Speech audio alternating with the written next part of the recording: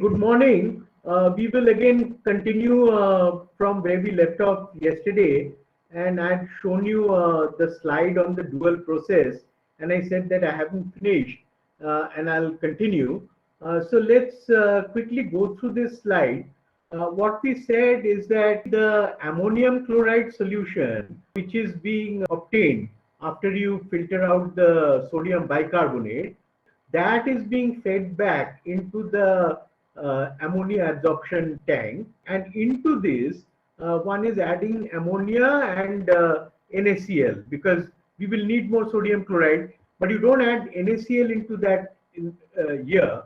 What you do is you first ammoniate it, then of course try to cool it down, and then you have to dissolve salt, okay, because we are depleted in salt. Most of the salt had reacted, and ammonia had also reacted. That's how we got ammonium chloride and sodium bicarbonate. So we dissolve salt. Now this salt will have to be very pure. Okay, that's what we said. And the reason for that is that otherwise this ammonia can react with ammonium hydroxide, can react with things like magnesium, calcium, etc. And so there will be a loss of ammonia, which you don't want. Okay. In the previous case, what happened was you went through a brine purification because we had used a saturated brine, and so we could purify it from the liquid state. Okay. Here, I can't do that. I have to resaturate my solution, and so I need solid salt. That's what I'm doing. And because of the common ion effect of both ammonium ion and also the chloride from sodium chloride, what happens is that when you do the crystallization, you get maximum yield of the ammonium chloride because of that. So you take out the ammonium chloride, and then the rest of the thing is fed into the Solvay carbonation tower, and the process repeats itself. I mean, that's what I had told you the last time.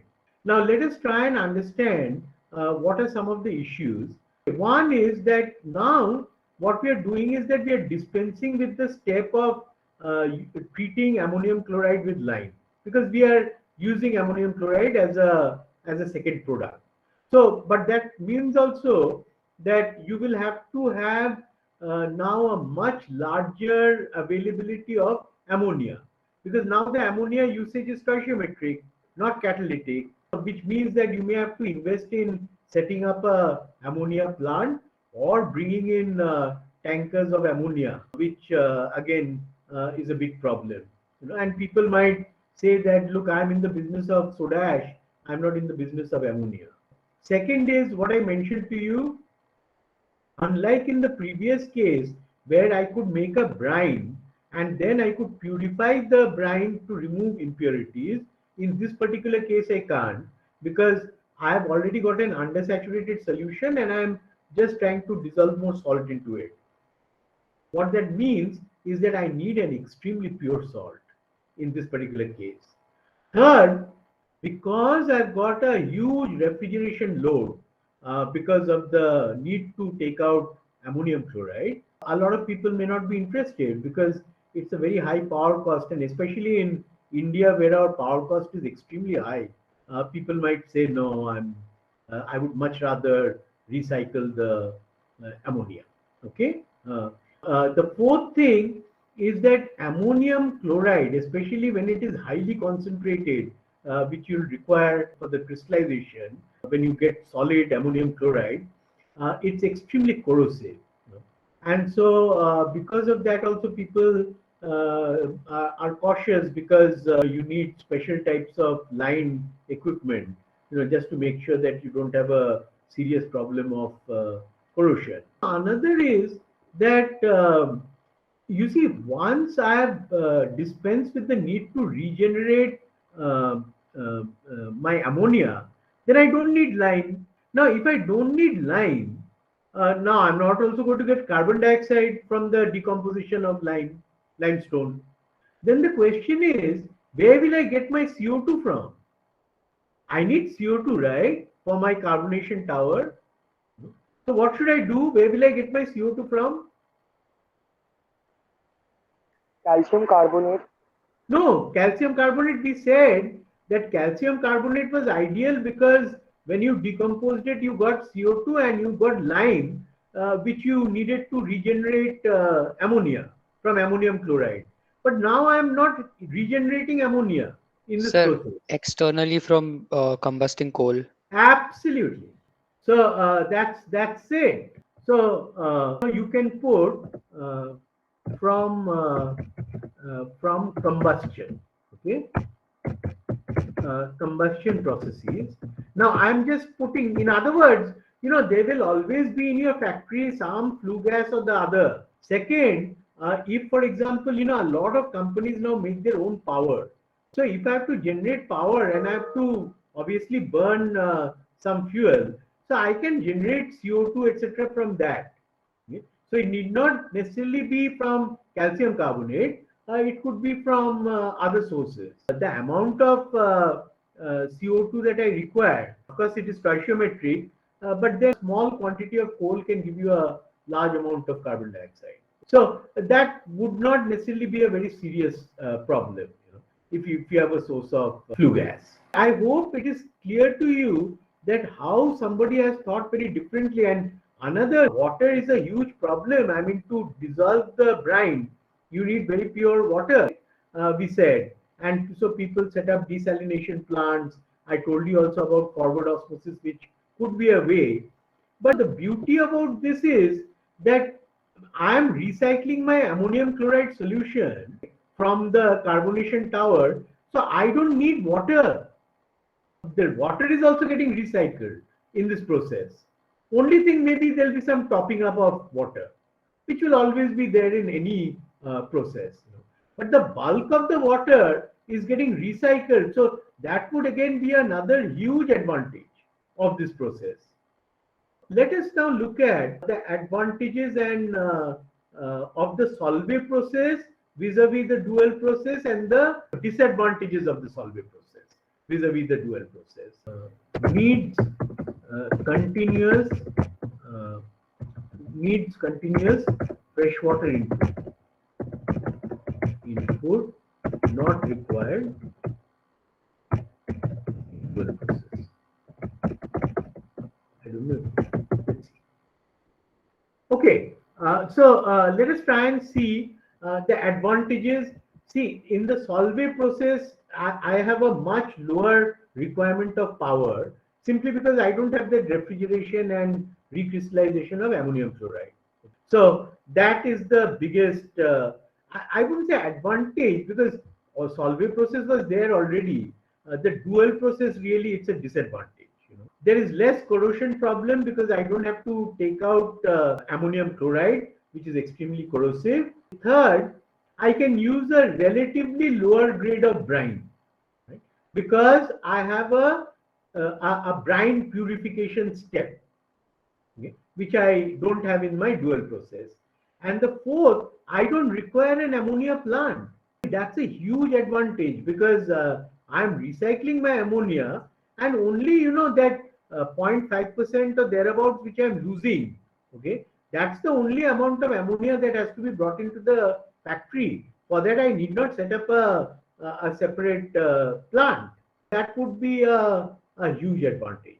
Second, in terms of disadvantage of the Solvay process, we have seen, like for example, the conversion was only 71% with respect to sodium chloride. Whereas in the case of this dual process, whatever is unreacted is going back.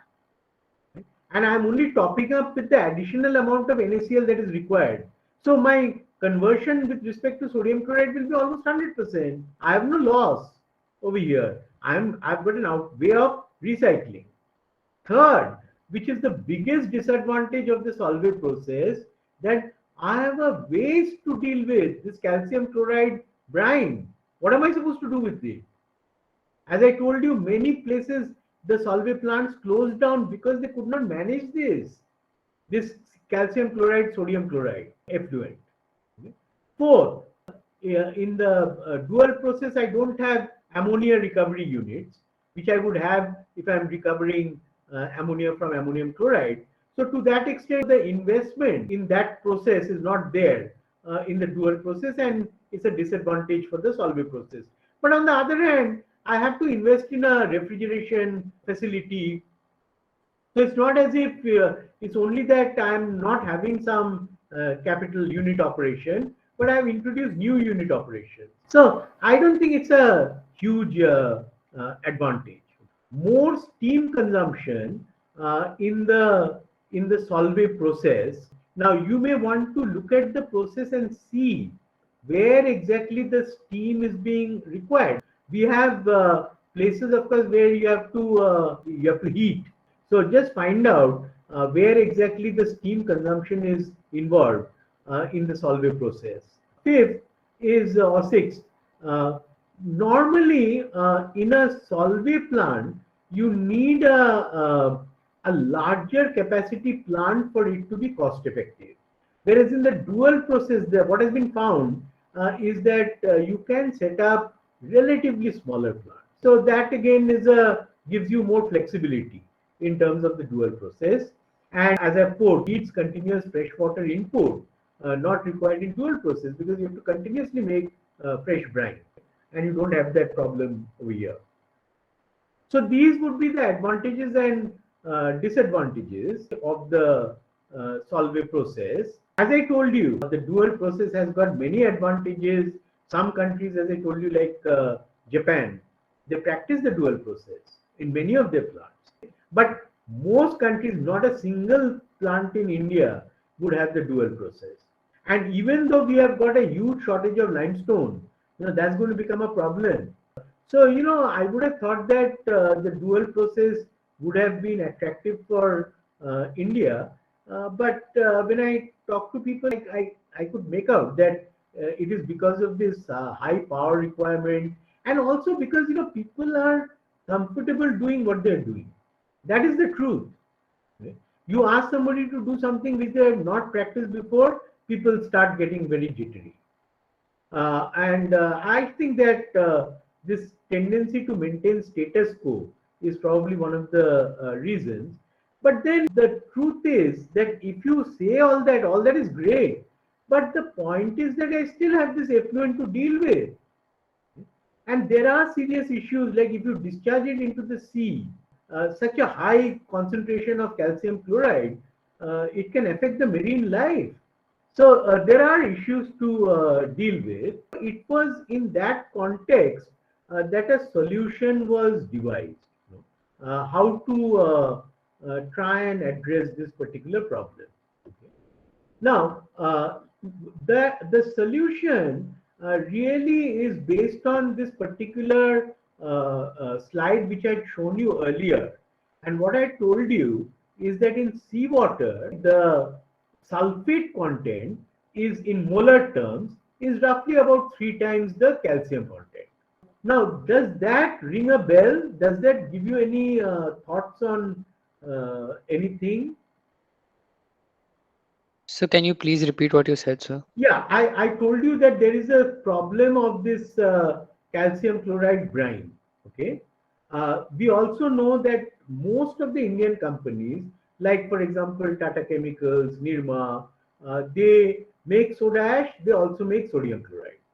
Okay. Now the question is that is there any possible outlet or solution for this calcium chloride brine, which you might be able to envisage. Okay. And the hint that I'm giving you is that most of these people produce their salt from sea brine, and you can see that in sea brine or seawater, the sulfate content is roughly 3 times on molar basis as compared to calcium ion. That's what I'm telling you. Okay. Now tell me, do you have any thoughts? So converting chlorides into calcium chloride into sulfate form. Brilliant. That's it. Use, and by the way, that calcium chloride, sodium chloride discharge is known as distiller waste. It has got nothing to do with distillery. Okay, it's just known as distiller waste. Just remember that. Use the distiller waste to convert to make better use of sulfate available in seawater, right? That's what you are trying to say, isn't it? Yes, sir. Looks so simple, but it's never been done. So what are we saying? This is the Solvay process, and that's how you end up with calcium chloride when you decompose ammonium chloride and recover ammonia. And as we said, conversion with respect to sodium chloride is about 70%. So there will be quite a bit of sodium chloride along with calcium chloride. By the way, this kind of work was known in the 70s, where after you recover sodium chloride, then the bittern, sea bittern that you get, actually people had tried to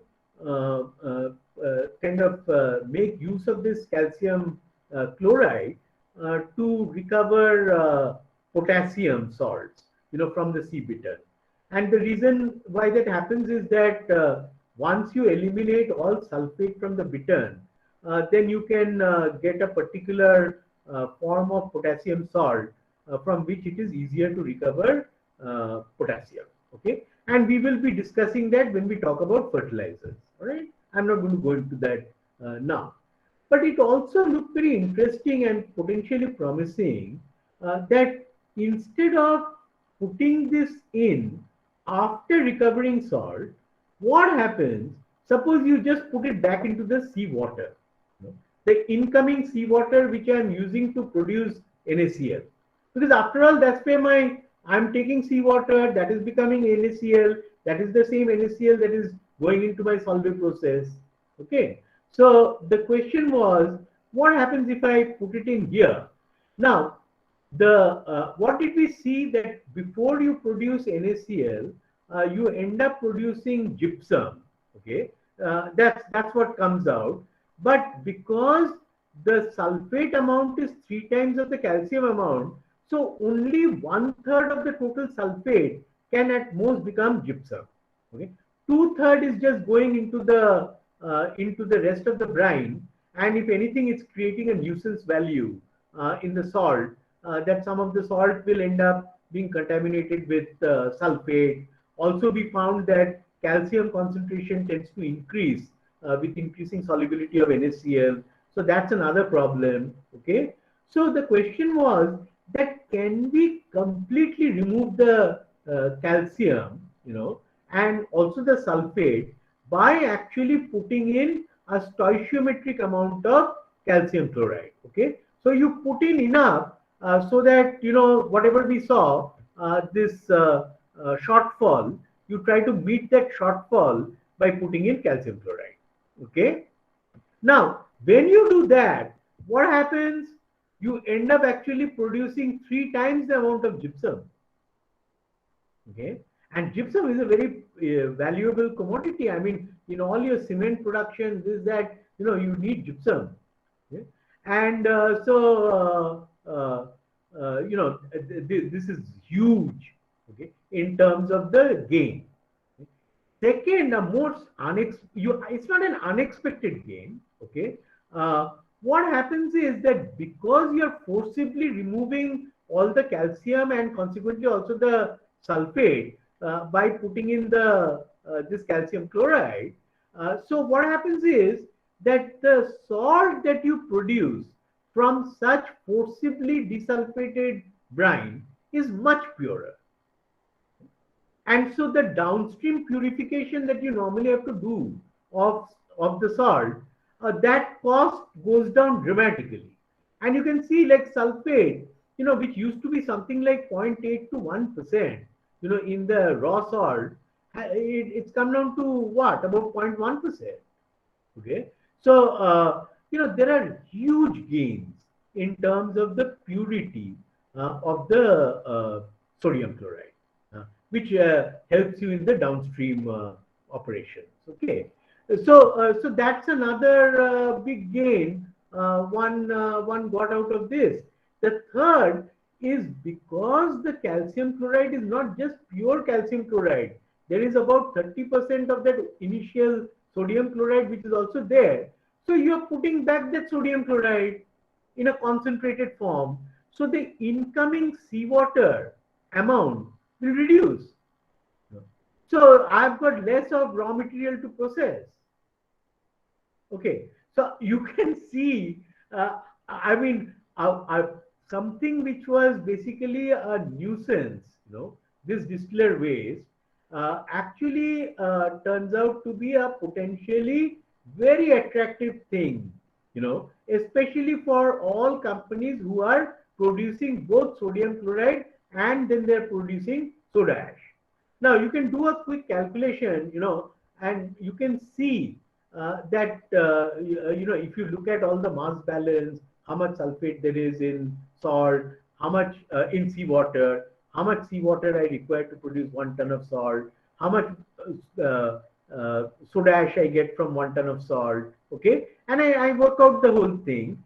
You can actually show that if, let's say, if the only salt that I'm producing is going into my soda ash process, then I can use about 20% of this total amount, okay, roughly. Okay?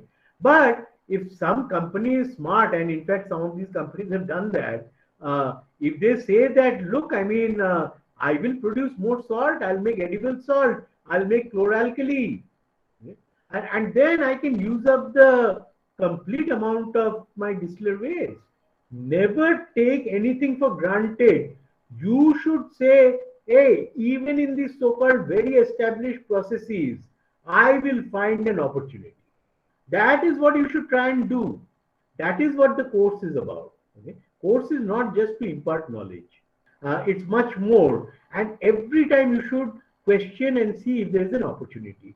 Now, in fact, just to show you what kind of an impact it has, it so happened that last year, I was giving a lecture somewhere, okay, and the secretary of the Gujarat Pollution Control Board happened to be there, and he was familiar with all of this because he's the secretary of the Gujarat Pollution Control Board, and he says something, about this process. He makes some mistakes.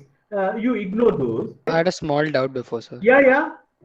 So you mentioned that after CaCl2 is put back in the sea brine, Yeah. you are producing sulfate-filled brine, right? You are Sulfated brine. producing, you are removing the sulfate from the brine. Yes, sir. So the process of removing the sulfate is the same as before, the way we were removing calcium sulfate and other. Very good question. You see, what happens is that, remember, seawater has calcium and sulfate, but the concentration is below the solubility product. And therefore, only when I evaporate, I start making gypsum. And the gypsum tends to be very crystalline. It's beautiful, the gypsum that you get, marine gypsum.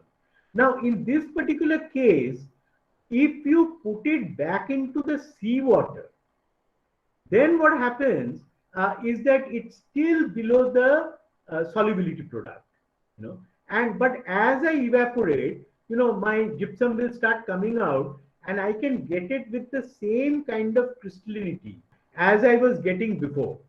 On the other hand, suppose, like, let's say you don't put it at that point, but you have evaporated the seawater and put in the calcium chloride at a slightly more elevated concentration of seawater, then what will happen is you'll exceed the solubility product and the gypsum will start precipitating out instantaneously. And so it can affect the morphology of the crystals. Is that clear? Yes, so one more thing. Yeah. So this desulfated brine also refers to MgSO4 not being present, right? No, MgSO4 is present because MgSO4 is a very soluble salt. So, but then how is it desulfated, sir? In seawater, it's all dissociated ions, right? Yes, Okay. sir. So it's not associated specifically with magnesium or calcium or sodium. When I now put in calcium chloride equivalent to the amount of the sulfate, obviously the salt which is least soluble will come out, and that salt is calcium sulfate. And because I put in a stoichiometric amount of calcium as my sulfate, so all my sulfate will basically get tied up with calcium. Yes, Okay. sir. Yeah. Thank you, sir.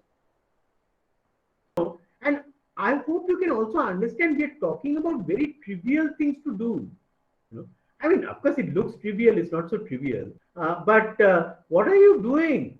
You just have to make a pipeline from your soda ash plant and just take it into the salt fields.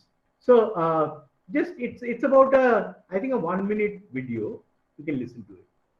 Is Mr. A.V. Shah still in the conference? Yeah, I am very much there. So, Mr. Shah, on this very interesting presentation from Dr. Ghosh, what would be your top of the head comments? I must admire Dr. Ghosh because I had an opportunity of working with him when I was in regional officer as a Bhavnagar.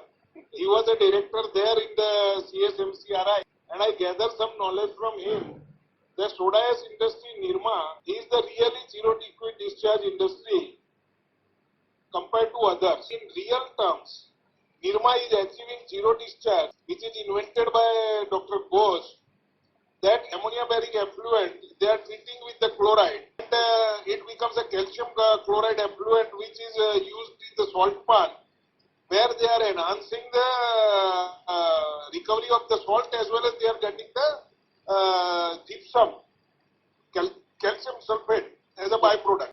And there is no discharge into the sea in real terms. I think you need to understand that there can be massive opportunities because all of you have a very strong background also in chemistry, even though you're studying chemical engineering. So you should be able to utilize your knowledge of both chemistry and engineering to come up with smart solutions.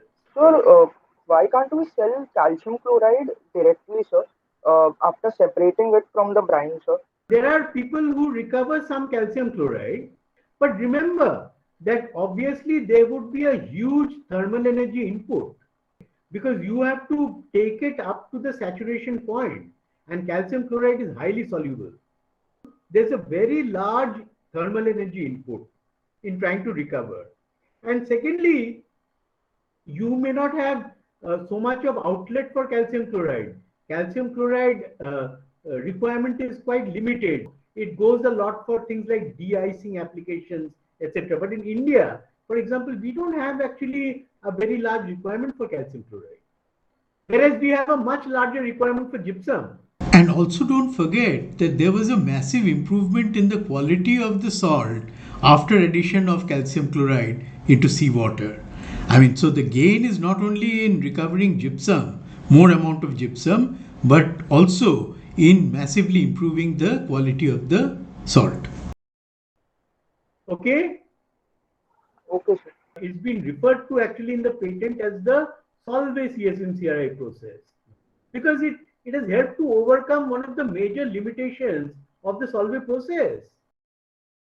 Let me also tell you that there are large deposits of natural sodium carbonate.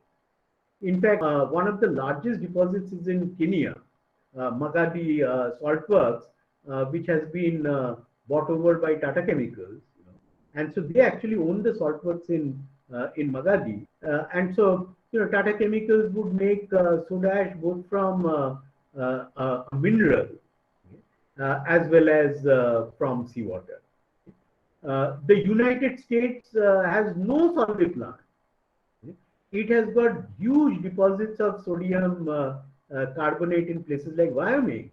There's a very large deposit. There are things in California also. Those people will just scoop out the mineral and then they will beneficiate it and then they will make the soda ash. Obviously, you can never compete with that because that will be so much, relatively so much easier to do than starting from seawater and evaporating such huge amounts of seawater, making sodium chloride, then converting into soda ash. I mean, wherein nature has given you soda ash. So let's just quickly go through the process of this is known as trona. Trona is these sodium carbonate bearing minerals, and it is a sesquicarbonate. You can think of it as a combination of sodium carbonate, sodium bicarbonate. So Na2CO3, NaHCO3 will be of this formula.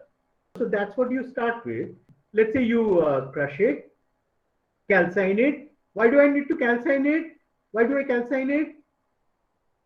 So as to convert the bicarbonate to carbonate. Brilliant. Calcination to convert bicarbonate into carbonate.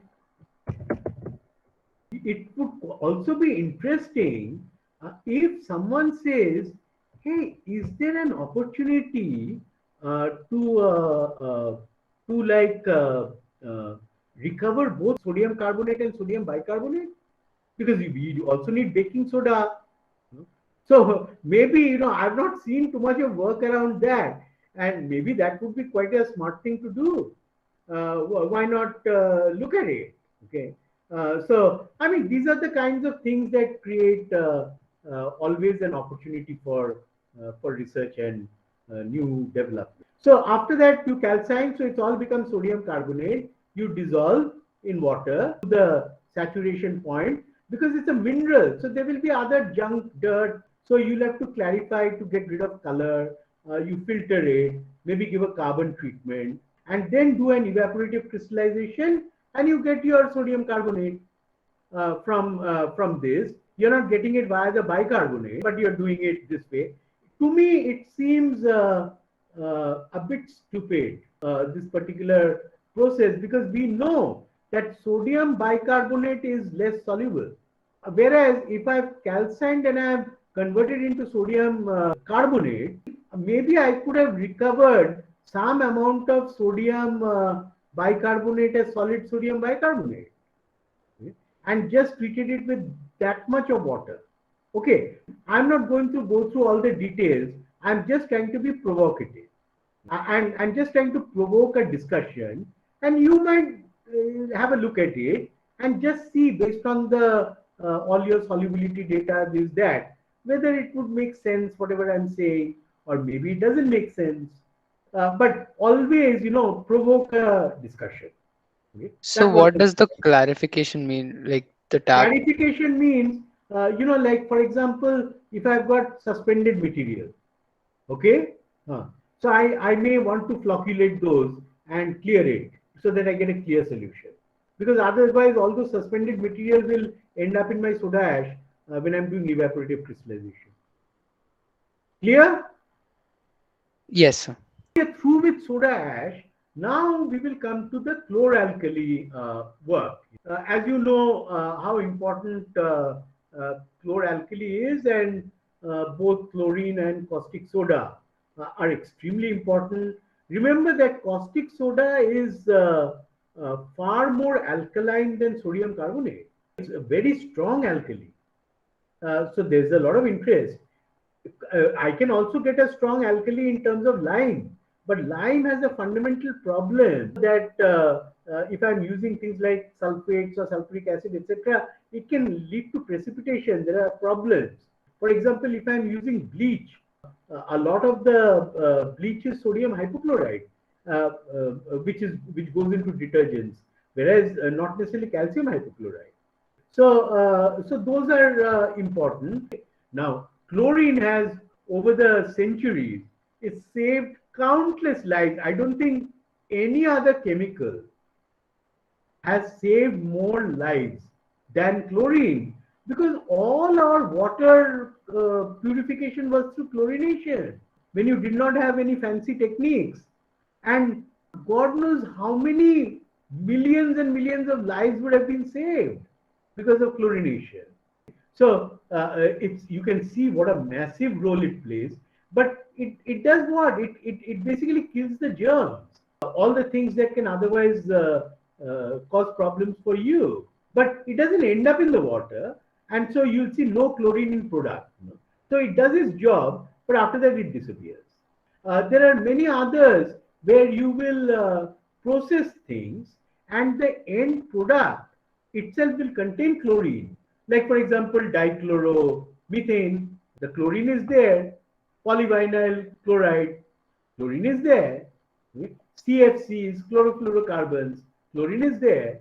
So there will be also many products where the chlorine will actually end up in the product. And then there will also be many things where the chlorine is required as an intermediate, and it doesn't end up in the final product, but it's an intermediate. Like today, if you see probably the way things are going, one of the biggest volume products will be solar photovoltaic cells. When you're talking about trying to replace the world's requirement for coal, for crude oil, whatever, and you're betting on photovoltaics, can you imagine how many photovoltaic panels will be required? And it's all silicon based. And how is that silicon obtained?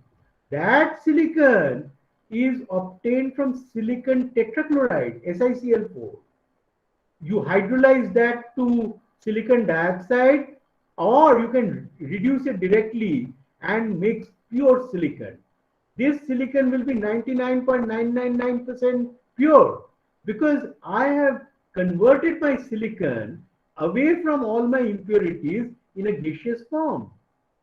And from that I have tried to recover my silicon. That's the way all photovoltaic cells are made. That's how you get your silicon. Similarly, titanium dioxide, all the paint, all that opacity, whitening agent, titanium dioxide is what is used. That titanium dioxide, in many cases, the purification from O's happens by titanium tetrachloride. So you can see the kind of role that these things play. We saw that in the Leblanc process that you get HCl. HCl can be oxidized to chlorine, the Deacon process. But then when the Leblanc process died, then I had no source of chlorine from HCl. Similarly, I can convert soda ash with lime into sodium hydroxide and limestone. And this is such a beautiful process, because this calcium carbonate can go back into your Solvay process. So imagine what a beautiful process, and I can ultimately end up with sodium hydroxide. And if you see, this is from 1911 from Encyclopedia Britannica, and what you'll find is some of the most authoritative articles are you'll find in Encyclopedia Britannica, written by the foremost experts in the world. And this process, they say that something like 92% of the sodium carbonate can be converted into caustic soda. A lot of innovations went into trying to maximize the conversion of sodium carbonate into sodium hydroxide. That's known as the causticization of soda. So in principle, if I've made sodium carbonate, and if I've made either by or by a combination of Solvay and Leblanc processes, I can make caustic soda and chlorine. It's not an issue. The issue is cost. The Leblanc process, basically nobody will practice today, simply because of too many limitations which we had discussed. And you can convert sodium carbonate into sodium hydroxide, but there is an easier way to do it, and that's the caustic soda chlorine process. Since time is up, then we will continue next Monday. Thank you, sir. Okay. Thank you, sir. Thank you. Thank you. Thank you, sir.